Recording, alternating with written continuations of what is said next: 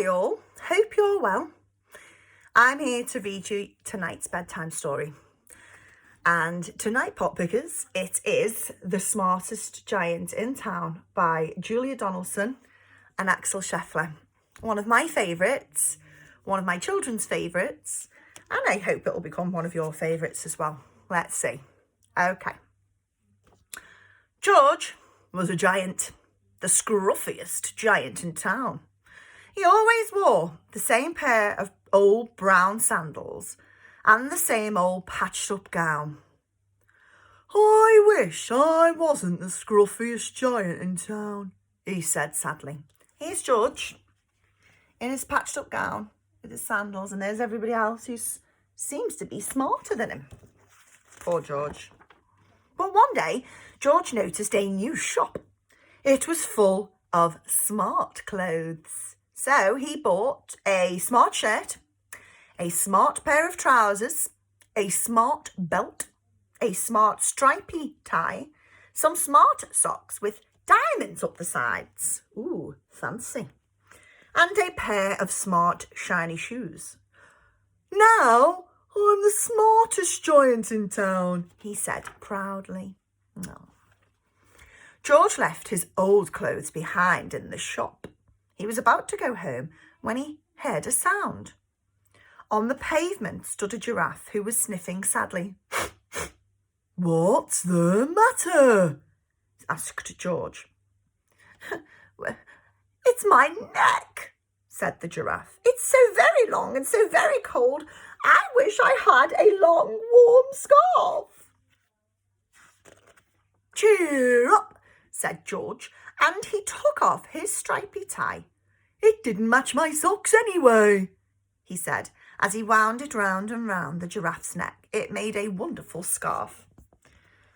Oh, thank you, said the giraffe.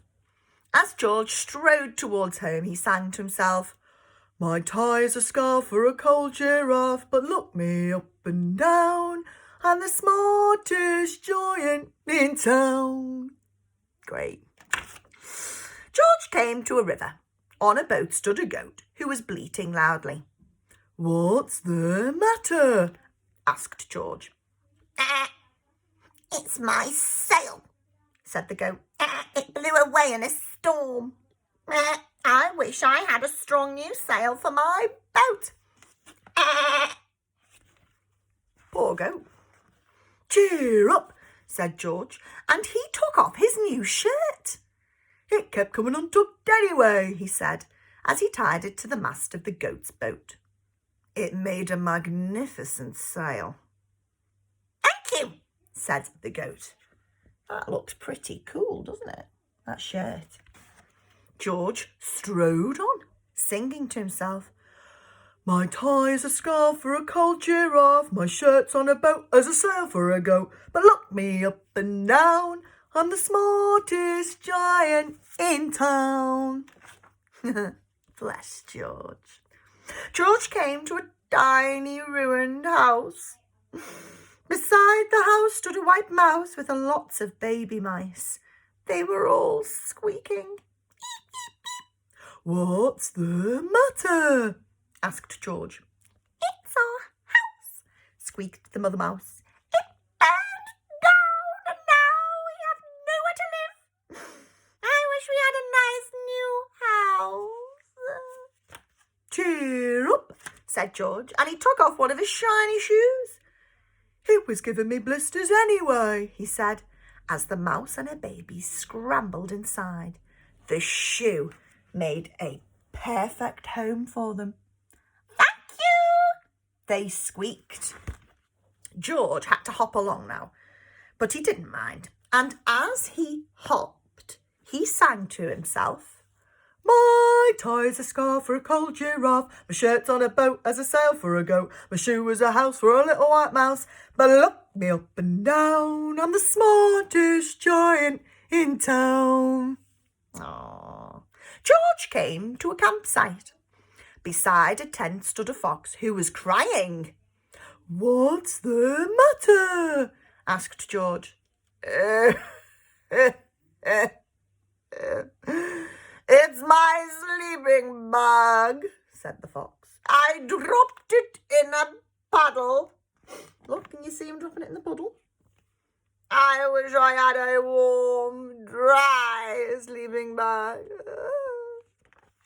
Cheer up, said George, and he took off one of his socks with the diamonds up the sides. It was tickling my toes anyway, he said as the fox snuggled into it. It made a very fine sleeping bag.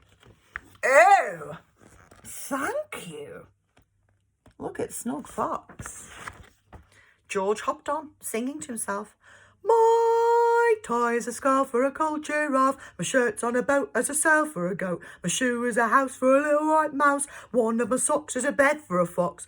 But look me up and down, I'm the smartest giant in town. George came to a big squelchy bog. Beside the bog stood a dog who was howling. Ow! What's the matter? Asked George. It's this bog, said the dog. I need to get across, but I keep getting stuck in the mud. I wish there was a safe dry path. Poor dog. Cheer up, said George, and he took off his smart new belt. It was squashing my tummy anyway, he said as he laid it down over the bog. It made an excellent path. Thank you, said the dog. The wind started to blow, but George didn't mind. He hopped on, singing to himself. There he is. Windy Miller. My tie is a scarf for a cold giraffe. My shirt's on a boat as a sail for a goat. My shoe is a house for a little white mouse. One of my socks is a bed for a fox. My belt helped a dog who was crossing a bog. But my trousers are falling down. I'm the coldest giant in town. Oops. Suddenly, George felt very sad and shivery and not at all smart. Neither would I in the Undercrackers. He stood on one foot and thought, I'll have to go back to the shop and buy some more clothes, he decided. He turned round and hopped all the way back to the shop.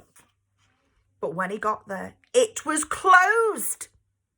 Oh no, cried George. He sank down onto the doorstep and a tear fell down his nose. He felt as sad as all the animals that he had met on his way home. Then, out of the corner of his eye, he saw a bag with something familiar poking out of the top. George took a closer look. My gown!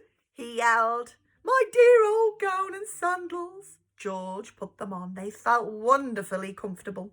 I'm the cosiest giant in town, he cried, and he danced back home along the road. Outside his front door stood all the animals he had helped. They were carrying an enormous present. Come on, George, they said, open it.